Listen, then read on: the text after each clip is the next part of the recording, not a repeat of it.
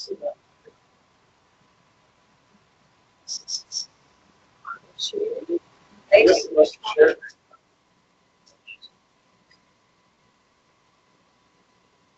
like your comments.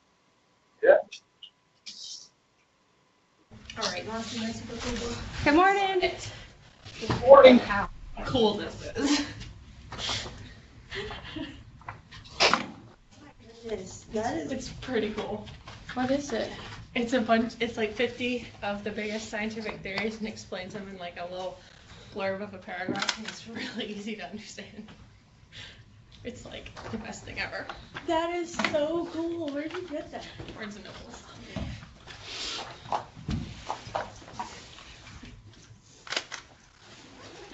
My parents won't take me there anymore because I can spend $1,000 easily. I know. And I'm not allowed to go in there, so I'll just pick up everything.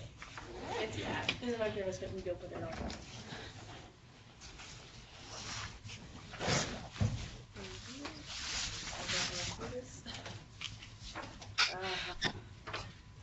Oh well. Right when I felt good about this test. What is going on with these cameras? Hey.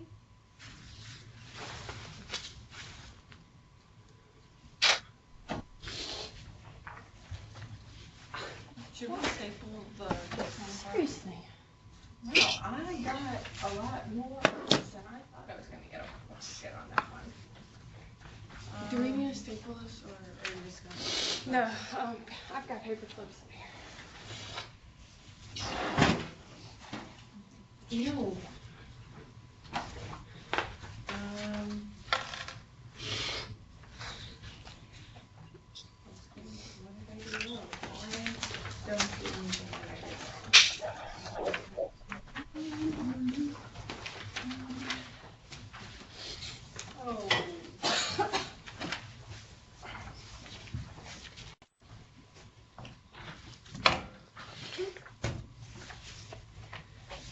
You guys have your take home part?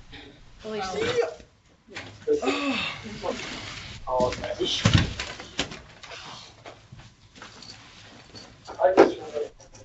Hey girl.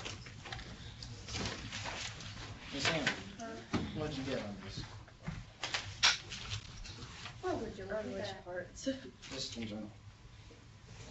For A, yeah. Yeah, okay, pretty much. What did you get on 2? Is that here? Oh. 18. Yes. That means I do, but I do twice. Do you need a paper clip or you good? Yeah.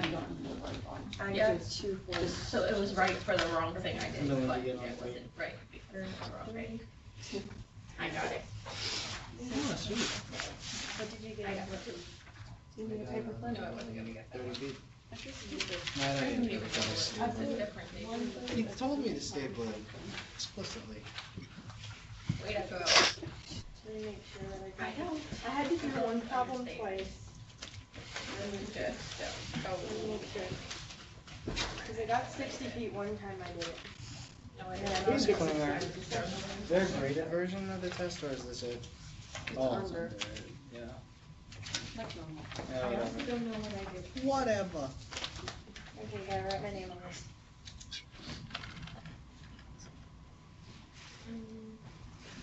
I once took a nap and had a dream of a DCCC sitcom, which was like Seinfeld. Which means you're watching too much TV. I mean, I don't even watch TV anymore. It's just a flashback, I guess. You're going Seinfeld, it's like middle school. I did all the Yeah. problems. It was like Dr. Gordon was George. Mr. Bruff was Jerry. Have you ever seen IT Pro? No. You should get on And Mrs. Johnson was Elaine. And I forget who was Kramer. It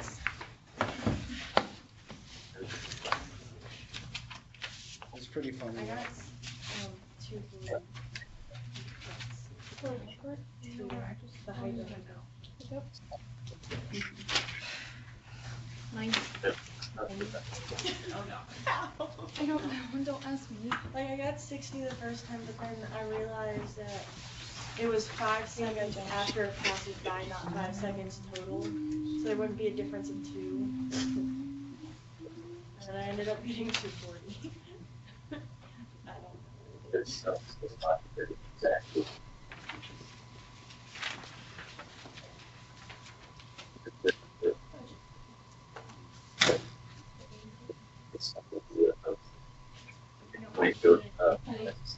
planet on the last one. Guess is Freaking Let's get on the add it to the 65.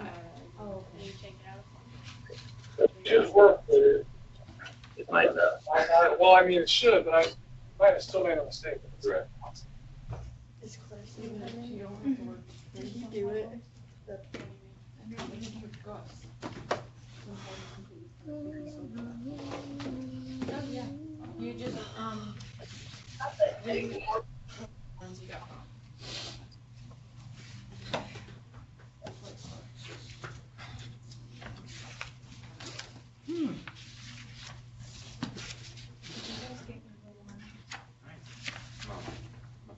Most of it? Nice. I did not.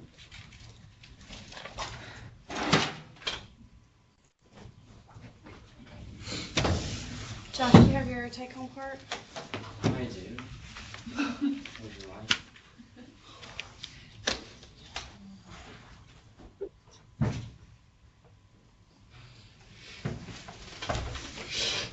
Time to start chapter 3. Oh boy. Not chapter. What is it? It Did you bring the I have a fourth? question about it. You can scan front back, right? Yeah. I just sent you on Snapchat. I never got that one. Well, we'll just get one from the cafeteria. I don't think they'll do that. Yeah, they will. It's a plastic fork. $100 of debt. One fork isn't gonna change anything.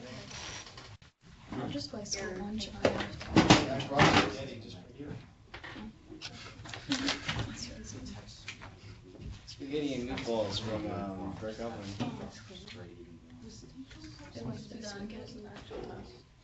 That's what Sammy was Peanut asking. butter sandwich for myself. Wait, what? I'm getting The a peanut take-home butter part. sandwich for myself. Why did my TV screen, for some reason my TV screens keep going off and I've turned them on like 3 times, so Well, just turn it back on. not sure why they keep going off. It looks like it's saying low Is Mason even coming? Hopefully. Are they supposed He to? said he's dropping Do they out. have a wall? What is happening? Is he doing that today? I don't know. 'Cause I saw Carson. Maybe he's The just red I light saw flashing Carson. changes Carson's battery. right behind me. Maybe he's Is just that- They're plugged into the wall. There's no battery. Maybe Mason's just You being might want to ask him what's going on with the power. We don't know. Because it's not We'll getting see. enough power, probably.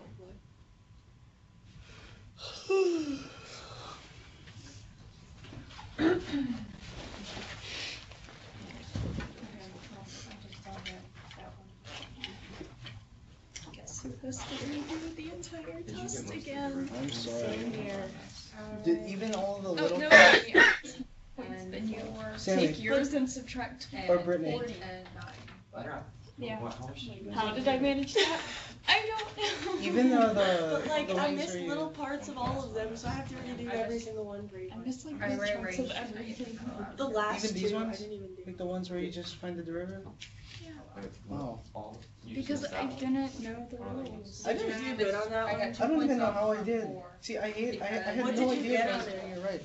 Okay, you know what? This is not here yet. Yes, I'll right. move my stuff in here. What was your final grade on it?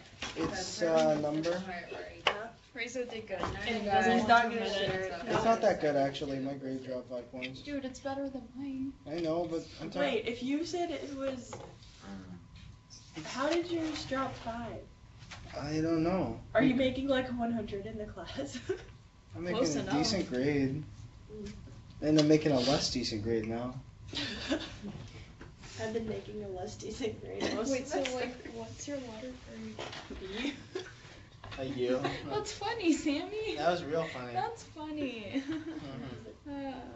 It's a low I knew you were gonna say I that. I want- was waiting for it. I was like, how many seconds? I till- woke up late this morning and it's just like, you know what? I'm just gonna throw on something and I'm just gonna leave the house. Well, you know what's cool? how your glasses match that little collar thing on your shirt? You got like a mint theme going on. I love them. Okay, so when did go to like on our high school? Yeah, is Dale gonna go ham now? Switches to 10 points. It doesn't. It's It's all on right. tape. I'm not already about that. It might. No, I talked about it.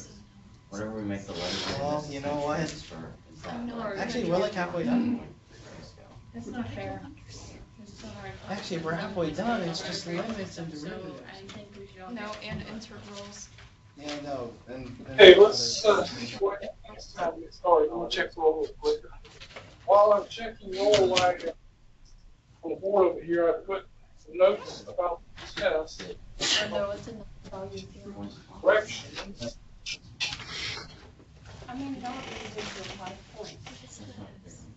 Yeah, I think it'll go into that. And can you, I can't see Sam, can you pan out a little bit? Yeah, if my screen will stay on, I sure will.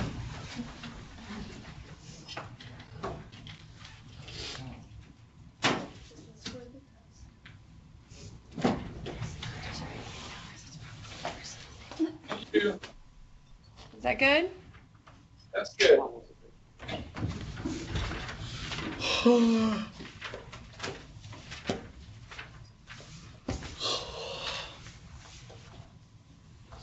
so tired. Jason is not here, Well, and Carson.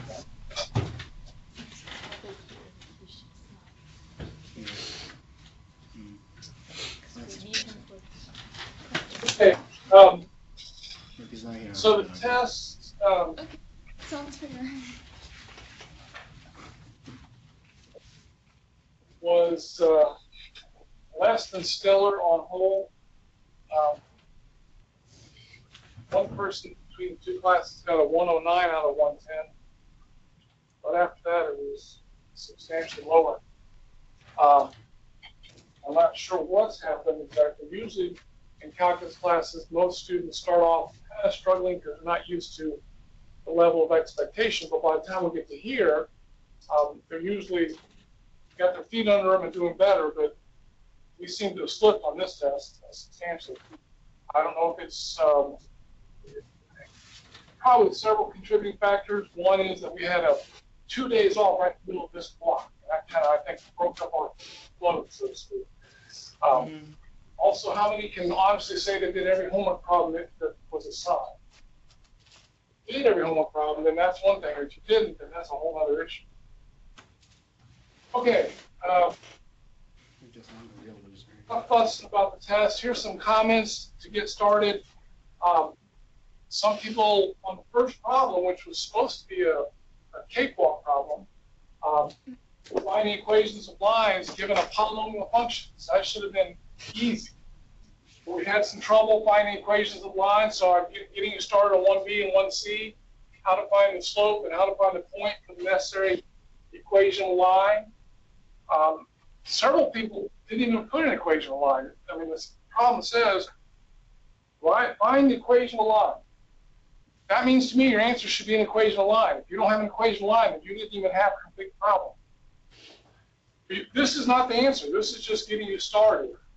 1b, you're supposed to find all points where the slope is -2. I mean, that means you're going to solve an equation.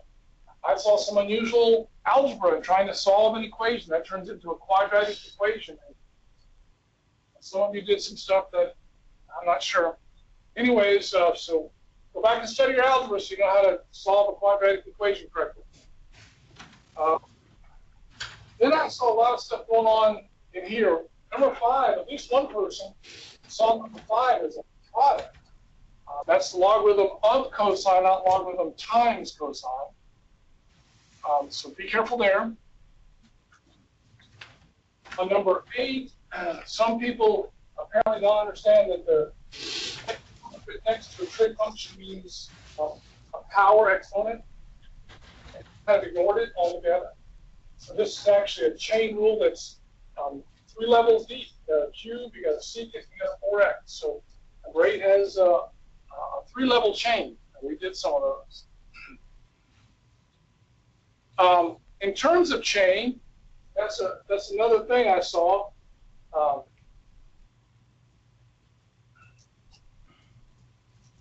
Common mistake might be something like upper 7 or 8. That's all I'm 7. Okay, so like on number 7, if you're doing the derivative of inverse tangent of something, whatever it is, I think it's x to the 4th plus 3x, but whatever it is, doesn't matter. So a lot of people recognize that the derivative of inverse tangent is 1 over 1 plus something squared. But what a lot of people put in here, in the something, was they put the derivative of this, for x cubed plus 3. That's not correct. That's not how chain rule works. The chain rule, you do the derivative of the function, outer function, with respect to the inner, and then the derivative of the inner with respect to x. So this is totally not correct. But I saw that kind of thing happen several times. So be careful on the chain rule.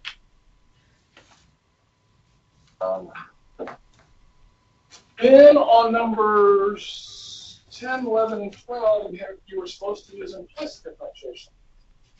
Some people apparently don't know what that means or forgot.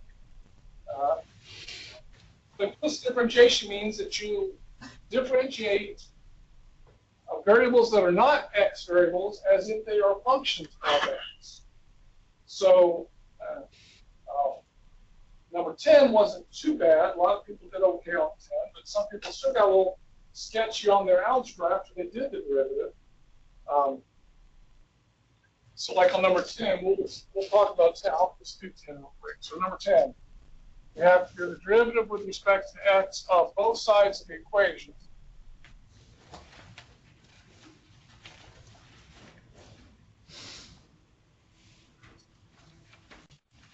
And again, some people got through the derivative part okay, but then their algebra got a little sketchy.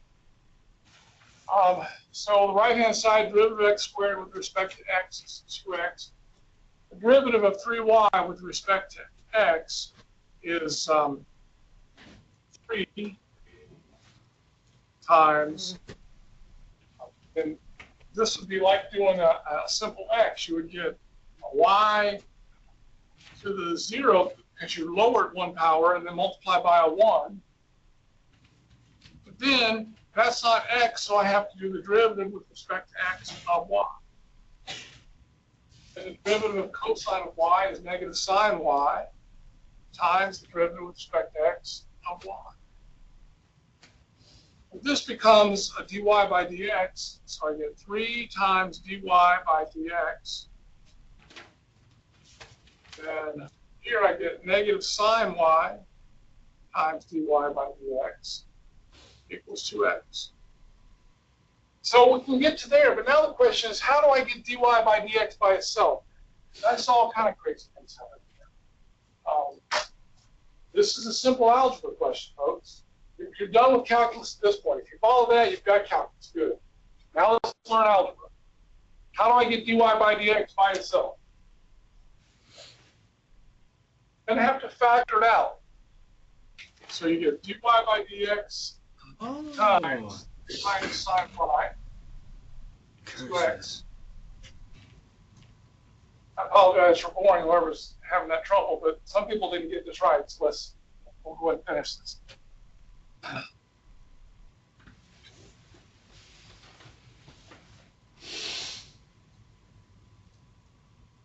So then I divide, I've got dy by dx by itself like you're supposed to.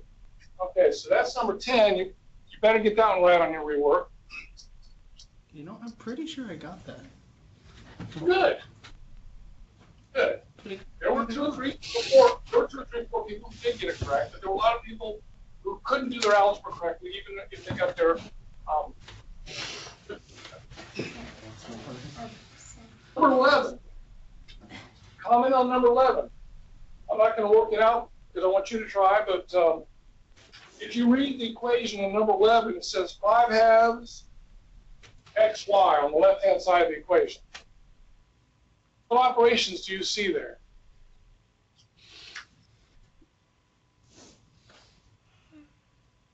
I have times x times y.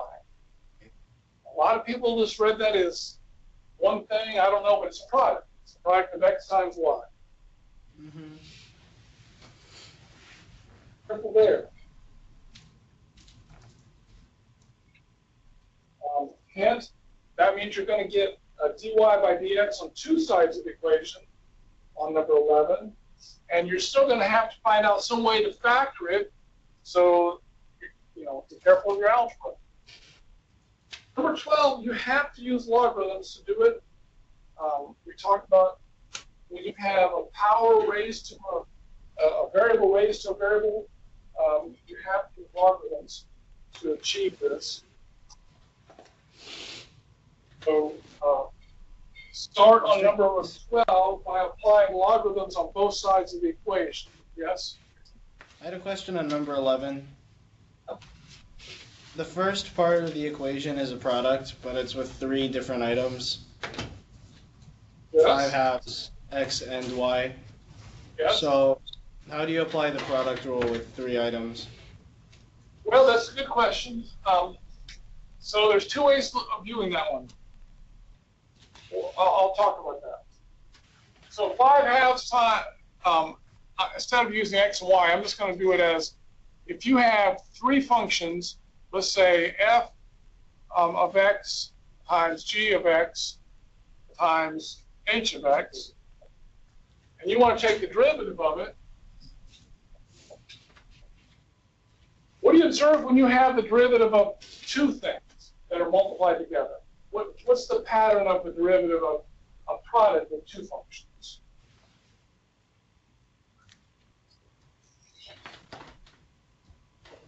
So when you only have two things, you have two terms. Each term has one derivative in it. So you get a derivative of f in one of them, and then you get a derivative of g in the other one. You only have two factors, you get two terms. Each time there's one derivative in each term. Guess what happens when you have three factors? In three terms, you have one derivative in each one of them.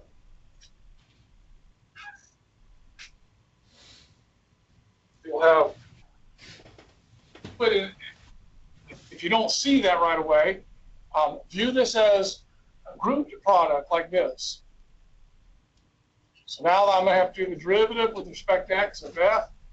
I'm just going to put right in the x's because I'm tired of writing that.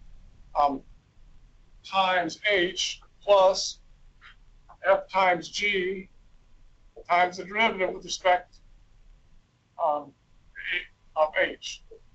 Okay, so if I group my products by associative property like this, you ought to be able to see now. Over here, I'm going to have f times g times derivative of h. There's one term. This has another product rule in it that's going to give two terms, an f prime and a g and a f and a g prime. But both of those are going to get multiplied by an h. You're going to have an f prime g h plus an f g prime h plus an f g h prime. Does that make sense? Did I answer your question? Yeah. I can Now, there's another way to handle it, however, Reza, and everyone else. In this particular instance, what is the first factor involved in the three things multiplied together? It's a constant. So if you have some constant k times f times g, I'm going to take the derivative. What do you think you need to do? Pull that constant out and then do the derivative of the product. So there's two ways to handle it. If you do it by three factors, one of them, when you do a derivative of a constant right here, f prime, you're going to get a 0. And that term's going to go away. So you could have done it either way. Is that clear now? Yes. Good. How about, let's see, 13 was fine. 14 was pretty good. A few people got it right. A few people got a little sloppy on the checking whether or not it worked. You need to double check your derivative once you guess what your antiderivative is. Then you should check. Several people got very close to the right answer, but you can double check it. Number 15 was a really challenging one. Purposely, I gave you 10 3-points on the test, so I felt like I could give you one that was a super challenge. How many levels of chain do you see on number 15? 2, 3, No, 4. 4. 4. What's the outermost operation on that number 15? 2. What's the second most outer? The cosecant. What's the third most outer? Cotangent. And the inner is all the polynomial stuff. So you got 4 levels of chain there, folks. Other than that, it's not hard other than seeing 4 levels of chain, but it was more challenging. We hadn't done anything with 4 levels of chain before. That was a little bit of a step up. And then the last 2 were proofs before, and so those were easy. Okay, there you go. That's the test. We have some notes to help you get going on your rework. We'll make the rework due on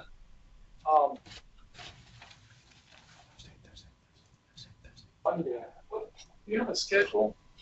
I have a schedule. When's our next test? We'll say to make the rework test, the rework due on Monday. I don't think the test. I think we have. I think the next test is on Tuesday next week. Never ends. Mr. Gaddis? Yes, present. How is the take-home test going to be calculated into the grade of the overall test? It's just another grade in the mix of points that you have. Does that make sense? Is it like a test item? Yeah, it's a separate thing. I mean, okay, so the way grades are computed is everything you turn in that gets graded is worth some number of points. And I put those in the pot. So you have one item that was worth 110 points in the pot. Now you're going to have another item that's worth 36 points that goes in the pot. If you want to visualize those as being combined into one test grade worth 146 points, you can. But because that's effectively what happens, it goes all in one pot. So you can imagine having one item, the whole course, being worth 2,000 points. And that's basically what we're saying. In other words, I'm going to grade it separately. I'm going to record a separate grade for it. It's in the whole pot. If you want to visualize it as one test grade, that's fine. It's also written as 2 separate grades. All right. We need to get started, I guess, today then on block 6. Okay. Hopefully this will be a really easy block because it's just going to be analyzing graphs. There only going to be one thing that's new for us, life is new, really, in this block. So it'll be a good chance to review derivatives and practice with derivatives some more.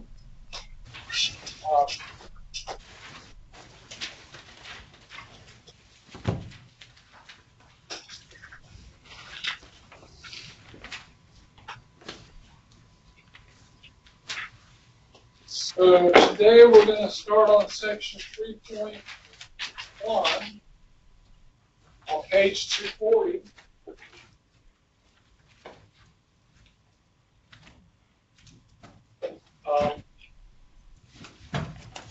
Most of this is fairly straight up type of stuff. We'll talk a little bit about it, but look at an example or two.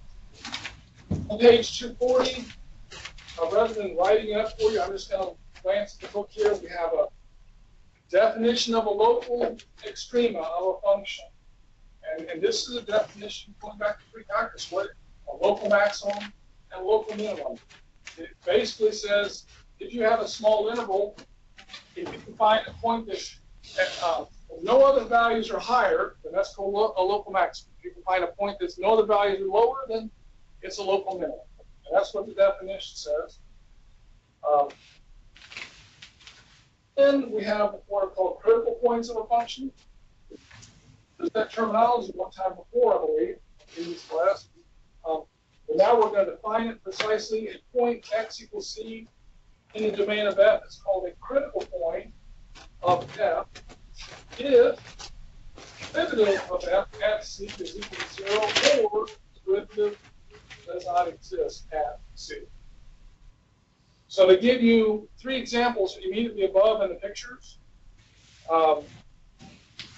First picture, you see a local maximum, and there's a critical point on top of that local maximum where the tangent line that's horizontal has a slope of 0. So that means f prime of c is equal to 0 in the first picture. And then the second picture, you have a local minimum with a horizontal tangent line, which has a slope of 0. So that means f prime of c, second picture, is equal to 0. In the third picture, you have a local maximum, but notice you don't have a horizontal tangent line. In fact, at c on the third picture, the derivative does not exist. We've talked about that before. When you have a sharp corner, the derivative does not exist. That's still a local maximum. So those are the cases.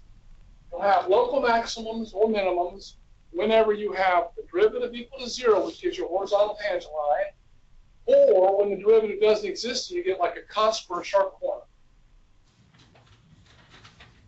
Now, you can have the derivative not exist for other reasons. Let's be clear on that. You can have the derivative not exist for other reasons. Derivative cannot exist if you have a sharp corner, but how else can a derivative not exist? If it's not continuous. It's not continuous. And that non-discontinuity could be a jump, or it could be, as Joe said, an asymptote. In either case, you've eliminated the possibility of satisfying that criteria. So, I mean, if you have an asymptote, clearly the derivative does not exist there, and we wouldn't even have a maximum or minimum there. If the graph is discontinuous,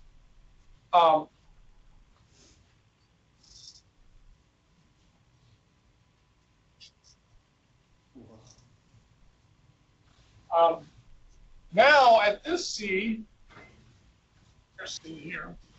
So at this C, the function is discontinuous and the derivative does not exist. There's also no maximum or minimum here because it goes up to infinity. But here, there is a local maximum, isn't there? Because there's like a highest point right here. But the derivative doesn't exist because, not necessarily for a sharp corner, but simply because there's a discontinuity. Okay, so the next theorem on page 241 kind of emphasizes what I was just trying to say to you. Local extrema are critical points. It says if x equals c is the location of a local extrema of f, x equals c is a critical point of f. Let's make sure we're clear on the words. If x equals c is a local extremum, what does that mean? Local minimum or maximum. So it satisfies the definition of being locally the highest point or locally the lowest point. Satisfies either of those, and we call it an extremum. So if it's an extremum, then it will be a critical point. Critical point.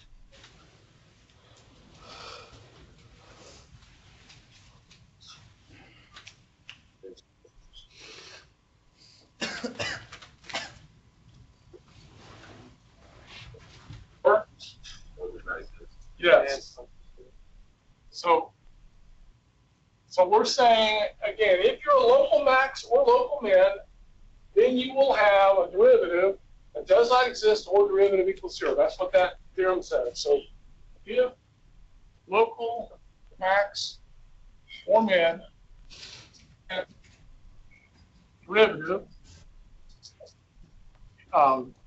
either is 0 or does not exist.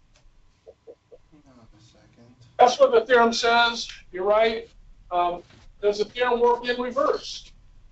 Well, that's an if-then statement. This is the theorem on page 241. Does that theorem work in reverse? So if you're at, so I'm asking, could you go backwards on it?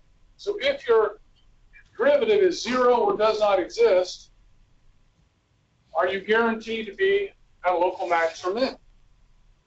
No. We just went over one.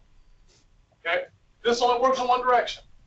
So here, on this example, my derivative does not exist because the function is discontinuous, but there is no local maximum or local minimum. Okay? So it does not work in reverse. But it gives us a place to look. In other words, if it's not 0 or does not exist, then it can't be a local max or min.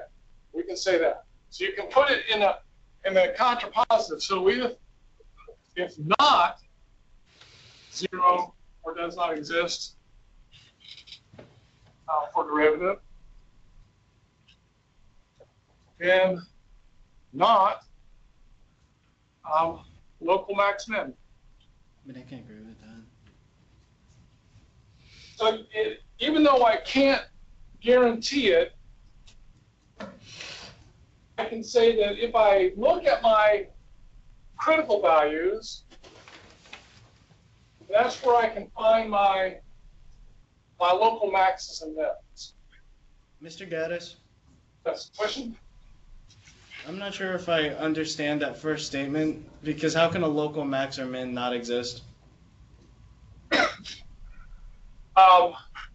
Okay, so it's not the local max or min doesn't exist, then the derivative is either 0 or does not exist.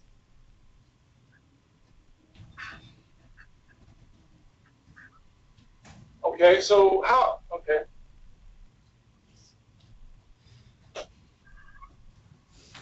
Agree that on that picture that I've just drawn, that at this point, C right there,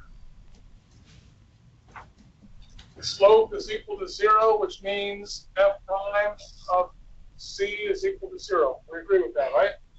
Yes. So, since I have a look, it says if I have a local max, then my slope, my derivative, will either be 0 or does not exist. Here's an example of one where I have a local max, and I have a slope of 0, tangent line slope of 0. Okay? Mm-hmm. But it says otherwise, if it's a local max min, then the derivative will otherwise does not exist.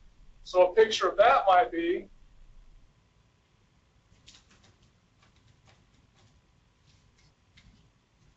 okay, so now we have a nice cusp there. What's the tangent line slope? Tangent line slope basically, as you approach this point, the tangent lines basically go to infinity right there. But it's not a discontinuity. But we say it doesn't exist because it's not a finite number. But yet that's still a local max right there. Okay. That make sense now? Yeah. Okay. Good. So the whole point to this is, again, as we're going to, let me give you the broader picture. We're going to be analyzing graphs using derivatives, first and second derivatives, to analyze graphs and their behavior, to find out where they have local maximum, to find out how they are concave up or concave down. So we can analyze the graphs in some detail with calculus. So this theorem is telling me where I can find local maxes and local mins by finding my critical values. That's what that theorem is going to be used for. So again, you're going to take your first derivative and or your second derivative, and you're going to set it equal to 0, and you're going to set it equal to does not exist. Figure out. clear on that? Let's do an example. Let's see. F of x equals x. I'm making something up. I don't know how crazy this is going to be, but we'll try it. X plus 4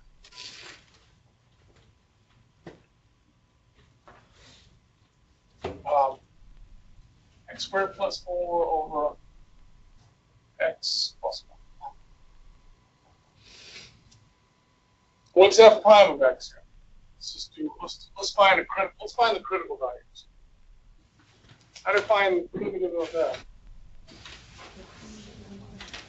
Quotient rule. So that's going to be 2x times x plus 1 minus x squared plus 4 times 1 over x plus 1 squared. I just did all that in my head. Everyone with me on quotient rule? Quotient rule. Okay, let's simplify a little bit. What do I get? 2x squared minus x squared is another x squared. X and a minus 4. Oh, I didn't get something crazy. There we go. X plus 1 squared. So everyone see that I have found the derivative of my function f of x. Questions on that? I'm not done with the problem now. That was what we did last block. We found derivatives. Now we're going to use the derivative. So the derivative is going to be telling me where my critical values are. So critical, I can call it first order critical, means that the derivative is 0 or the derivative does not exist.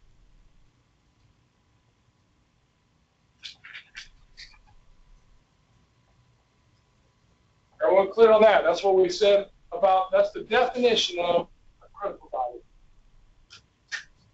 It's critical if the derivative is equal to 0 or if it does not exist. So how do I figure that out now? What does that mean? How do I got to set the derivative, x squared plus 2x minus 4 over x plus 1 squared equal to 0. And then I got to solve that. The way it's going to be equal to 0 is if the numerator is equal to 0, while the denominator is not 0. So this will be 0 if x is negative 1. So as long as x is not equal to negative 1, then x squared plus 2x minus 4 equals 0. We'll make the numerator 0, and therefore the fraction be 0.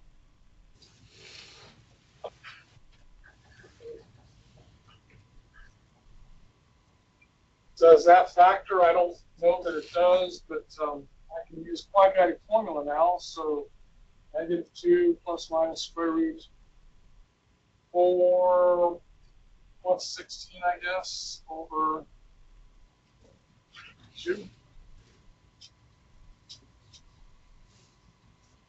So what that is, negative 1 plus or minus, this is square root of 20, so that's 2 square roots of 5, so plus or minus square root of 5.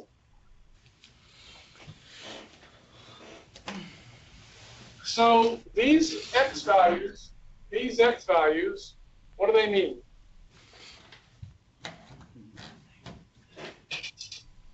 They are critical values, and since they're critical values, then we have a good chance of finding a local maximum in there.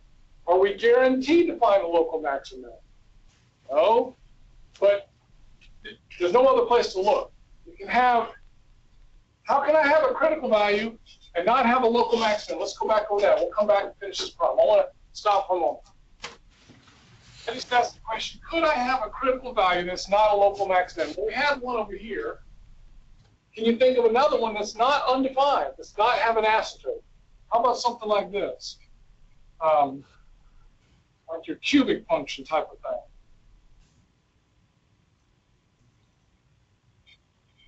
Notice that on this picture, the slope right there is 0, but do you have a critical point there? Yes, because the slope is 0, but do you have a local max or min? No. I need to finish the problem. This is where I have 2 critical points, and that's when the derivative is equal to 0. Good chance that I'll have a local max or min there, but not guaranteed.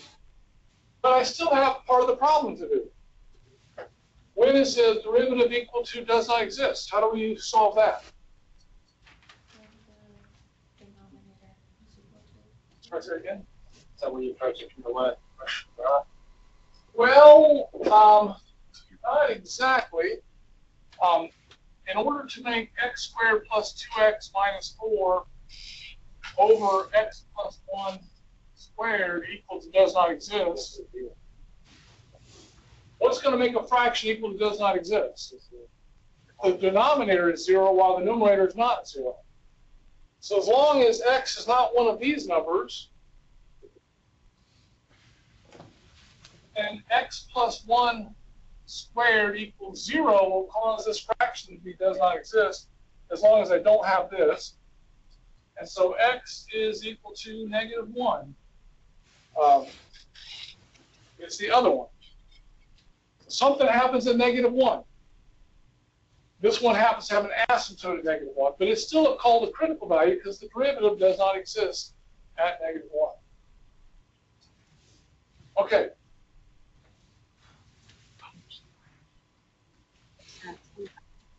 Look, a lot of time. Oh, heck yeah. I thought it was like almost out of time. Oh. Okay, good. We got time. We got time. Rolle's theorem. Page 242.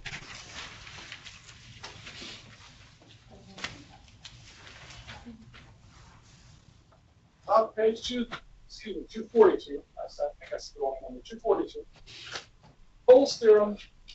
If f is continuous on the closed interval a to b and differential on the open interval a to b, then, and if f of a equals f of b equals 0, then there exists at least one value c in the open interval a to b for which f prime of c is equal to 0. I'll visualize what all that's saying to you.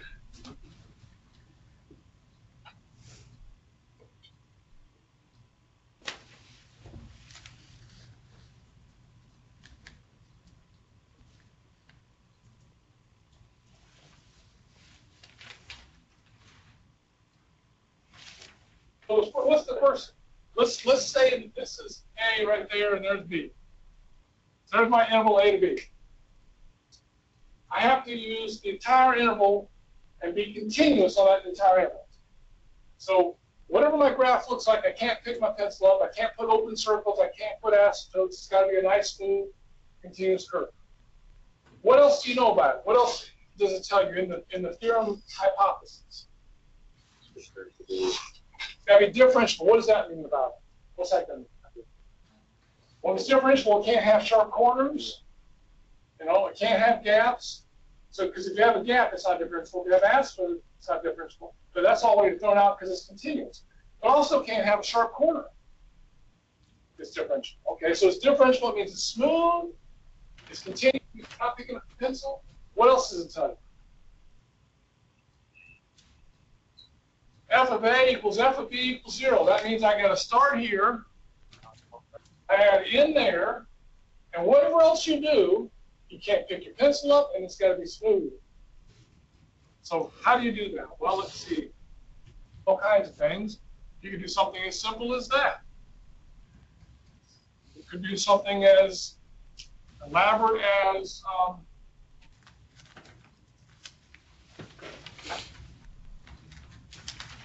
what's the conclusion of the theorem say?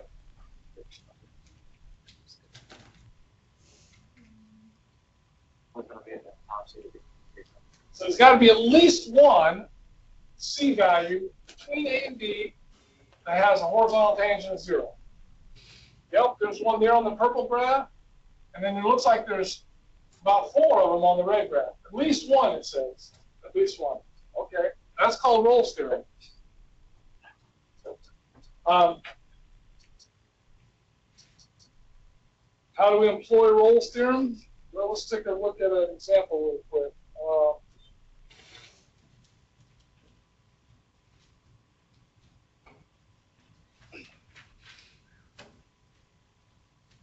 Okay, how about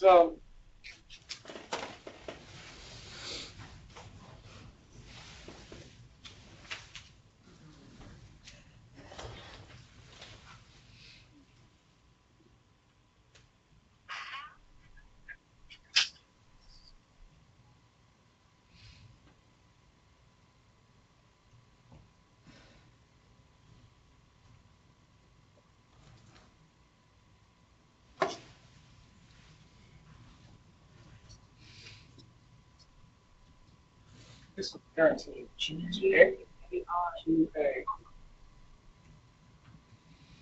I was going to do a negative first. Thank you. Explain what Rolle's theorem applies and finding C-value guaranteed for f of x equals sine of x on I need an interval for sine of x that it would apply to. Okay, so I've just created a function for you, f of x equals sine of x. And I want to apply Rolle's theorem. So now tell me an interval on which you know Rolle's theorem will apply, and then we'll go through the process. 0 to 2 pi. Please, Okay. please. Could it be on a smaller interval than 0 to 2 pi? 0 to pi. That's 0 to pi. We'll do 0 to pi, the smaller interval.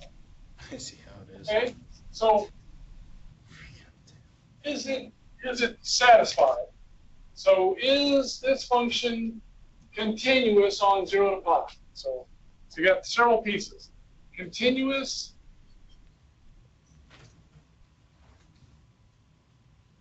Mm-hmm. On 0 to pi. Yep. Do I have to prove that?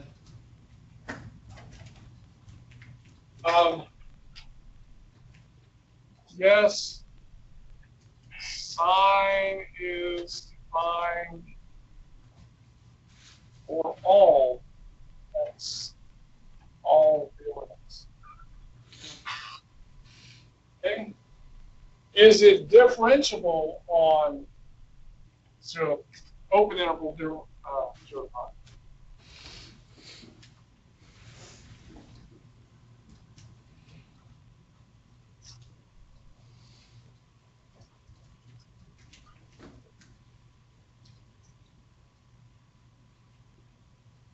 How do you prove this one?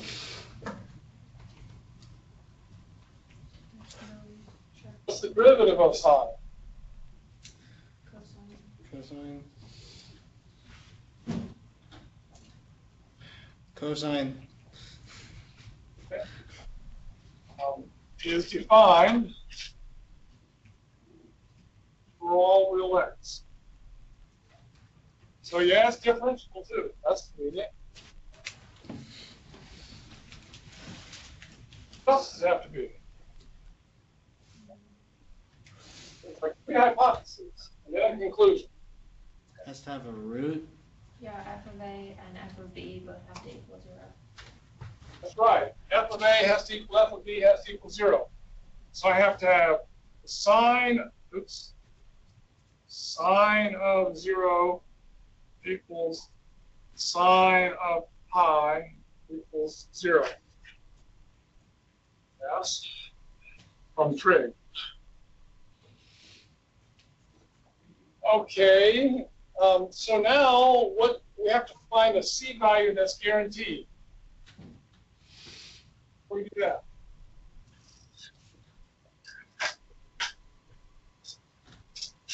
See, these are all I've done is I've shown that it applies. So this is shows hypotheses that So it applies. I haven't done anything other than show that I can use the theorem. So what does the theorem conclude?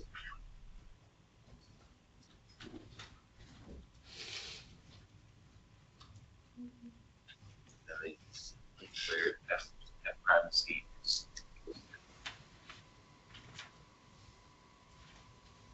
1C, the open interval 0 to pi, where f prime of C equals 0. Okay. We're going to set cosine of x equals to 0. That is the derivative. I already said that somewhere over here. So when is cosine equal to 0? Pi over 2. Yeah. In fact, it's at all of the odd half pi over 2's, technically. So half pi, so on, all of them. But the one that we're concerned about is it says there's at least one in this interval. Well, there is one in this interval. This is the one that's in the interval right here.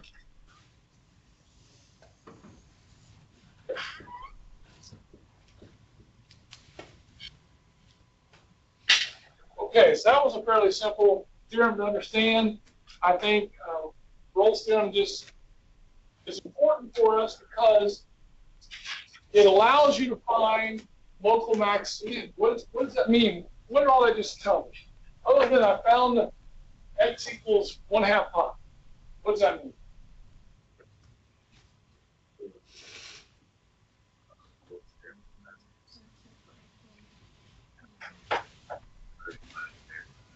Yes.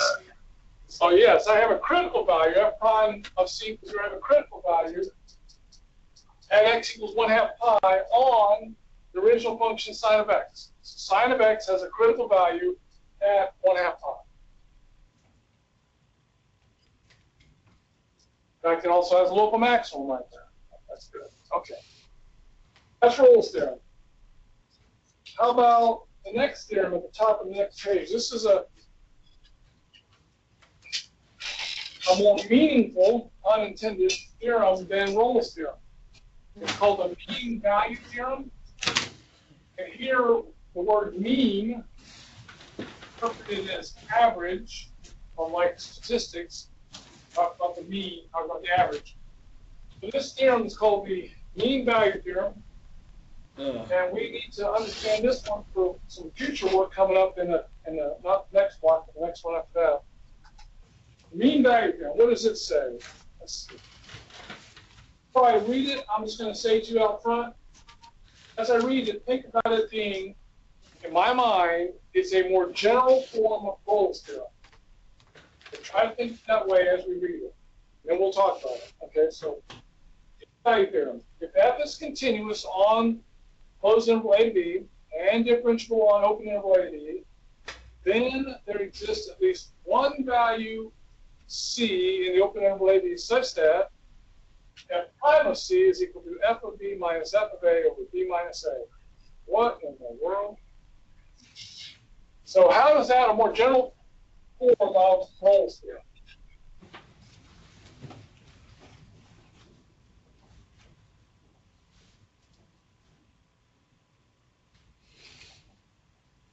Okay, so Rolle's theorem had an extra hypothesis. What was the extra hypothesis? Did you catch that? This one had two hypotheses. It had to be differentiable and continuous. Right? Rolle's theorem had a third hypothesis. What was the extra hypothesis in Rolle's theorem? Yeah, somebody said it before. B or equal. F of A equals F of B equals 0. This one doesn't have that. So it allows F of A and F of B to be different numbers. So now you might have a picture like this. Here's A, here's B. Let's say there's F of A and there's F of B. So you might have some kind of part of a parabola, whatever, and they're like that. So it's continuous. It's differentiable, meaning there's no sharp corners. And then what does the mean value theorem say? That there's at least one value C for what happens? F prime of C is equal to F of B minus F of A over B minus A. Okay, well, let's talk for a moment. The left side of this statement is what? Slope of the tangent line. That's right. So this is tangent slope. Good. What about the right side of the equation? What does it represent? And slope. Between 2 points. So F of B minus F of A over B minus A, that's change in, so this is simply change in Y over change in X. So that's going to be this secant line right there. With my secant slope.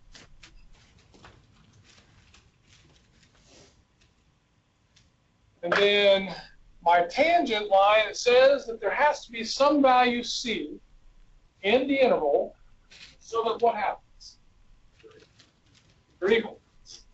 So I've got to find some place on here where the slope of my tangent line Oh, cool. parallel to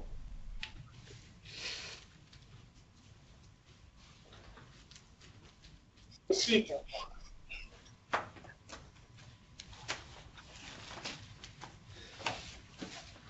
First, let's tie it back to Rolle's theorem again, one more time. What was the third criteria, third hypothesis of Rolle's theorem one more time? F of A equals F of B equals F of C.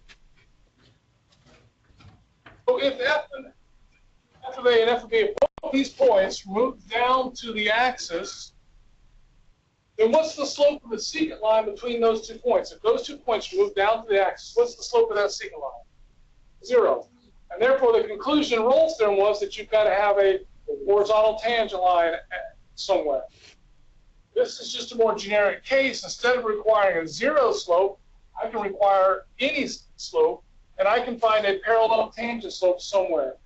Another way of putting it in terms of velocities, if this is a position function, then my average velocity is matched by my instantaneous velocity at least once. Okay. Your instantaneous velocity cannot always be, in this situation, my instantaneous velocity is bigger than my average velocity initially, and my instantaneous velocity is less than my average velocity at the end. It cannot always be bigger than nor always smaller than the average velocity. Right? It has to be equal at least one time. That's what the mean value theorem says. Okay? Here you go. I guess we can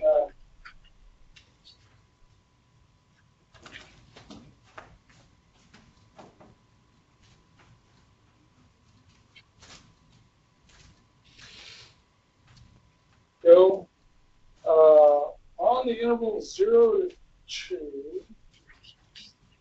5, 9, this. Okay, here's one. Let's just, like we just did here, we'll apply mean value theorem to a simple example. So explain my mean value theorem provides and find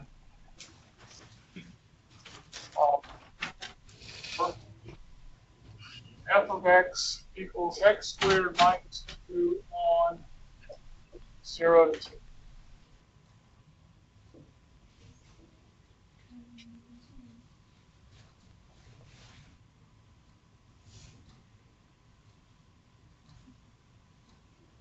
So why does it apply? What are the hypotheses of the mean value theorem? Can you zoom the camera in? Better?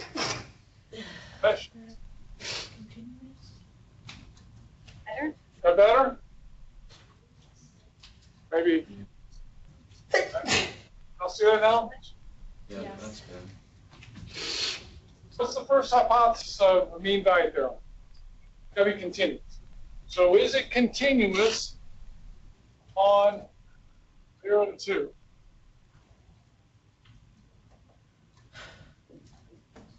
Why? It's just why.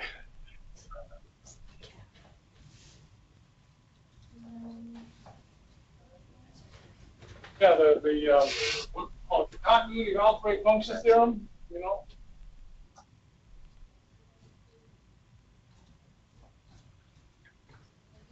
Okay. Differentiable on open interval 0 to 2.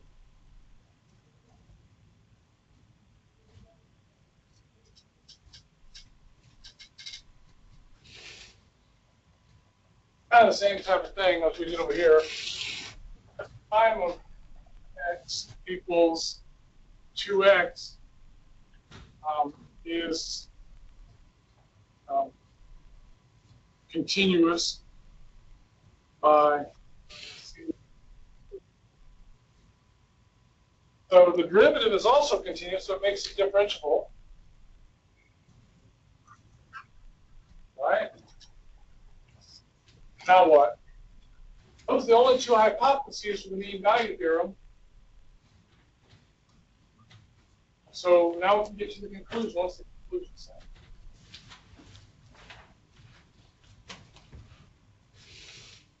Yeah. So these two things, again, are the hypotheses. This shows that it applies. How we get a conclusion? The conclusion is that f prime of c has to equal, tangent slope has to equal the secant slope at least one point. So 2 times c, so there's f prime of c, f prime was 2x, equals f of b, so that's f of 2. F of 2 is what, 2? And f of 0 is negative 2. And 2 minus 0. 2c equals 2 equals 1.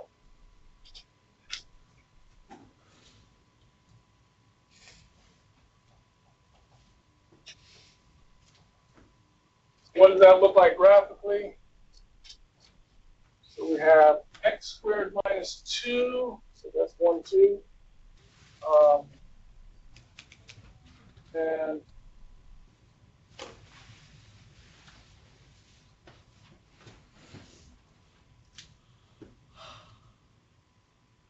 so at 2, you're going to be at 2. So there's 2, 2. There's 0, negative 2. And we found the secant slope. Secant slope is 2. So between the 2 points, m equals 2. And we said that the tangent line at 1, m equals 2 at c equals 1. That's what we just figured out there. On this function curve between 0 and 2, the secant line had a slope of 2. That's what this right-hand side of the equation was, slope of 2. And we found the location where the tangent line has also a slope of 2. That location is at x equals 1. All right. Well, we still have some time. So what I'm going to do is suggest that we spend this time wisely, maybe either start on some homework or start on rework questions with your colleagues, or I can try to answer questions. I won't give you an answer, except I did work out one problem for you. But if you have questions on how to get going, I can try to do that. Talk to colleagues. We got, what, 10, 15 minutes? Oh, almost out of time. I thought we had a lot of time left. That was all. Any last question? Timer is a little bit A little long off today. this morning. I don't know what it is. It must be the rain or something. Oh yeah, Mr. Dowd, I have one more question. My cog's kind of rusty. Yes, Ray, is a question? Can we do reworks on the take-home test, or is that no? I'm going to say no for now. That's okay. Since that was a take-home test and you have the book, notes, and everything. All right. I may change my mind if I am sorely disappointed in the results. But,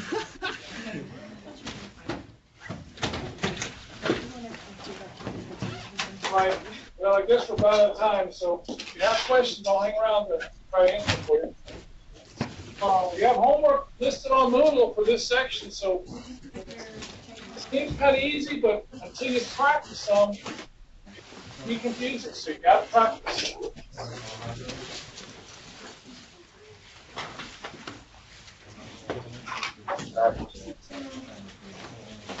So, okay, so this is part A. Yeah, smart power. So yes, since you're gonna rework it, Yeah, I got, yeah. then clean that up also. I tried to talk to that guy again. The other Yeah, day. still didn't get a hold of him? Still couldn't get a hold of him.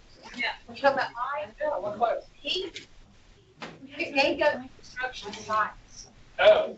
I mean, he literally takes his students off campus and builds stuff. Okay, see. Well, I'm gonna go back to my office right now and I'll email him and ask him to. They let me know twice.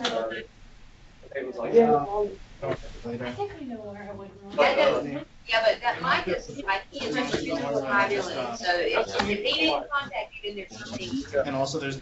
Just, I'll email him. also talking to a guy from CCC about it. Something else. Okay. Well, we don't want you to go to CCC. We want you to stay here and go with Michael. And I don't have Mike's cell number. Well, I got. So you want to go? Yeah, yeah.